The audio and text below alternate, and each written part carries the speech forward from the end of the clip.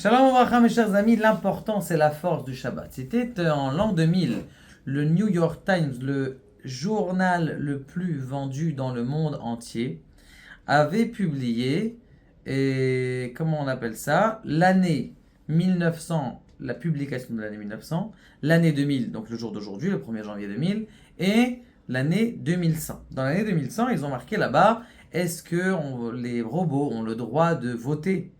Et est-ce que les parcelles de terre qui sont sur la Lune, ils sont vendus? Est-ce qu'ils ont le droit d'être habitables ou pas le droit d'être habitables? Toutes sortes de, comment on appelle ça?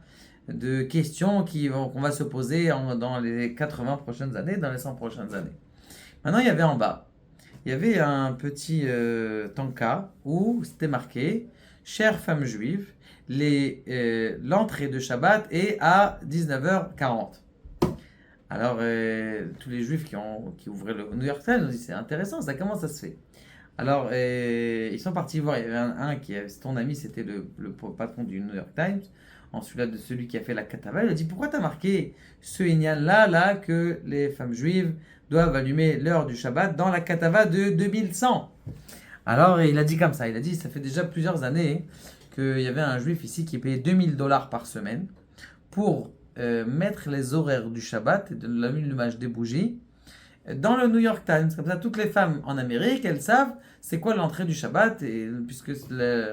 Donc, il payait par exemple. Bon, malheureusement, il a arrêté. Mais pour les 2100, il a dit alors pourquoi t'as mis là 2100? Il a payé, il a dit non, il n'a pas payé. Il a dit alors, il a dit écoute, je ne sais pas ce qui va se passer dans 2100. Quand je dis est-ce que les robots vont avoir le droit de voter ou quelque chose, j'ai imaginé. J'ai aussi imaginé plein d'autres choses. On ne peut pas prophétiser ce qui va se passer en 2100. Par contre, la seule chose que je suis sûr, c'est que les femmes juives, elles allumeront les bougies de Shabbat le vendredi. Ça, c'est sûr. Et il a dit, ce catholique, il a dit, et cette certitude, je l'ai parce que le peuple d'Israël, c'est un peuple qui est Netzach. Et après, on les a tous vus passer.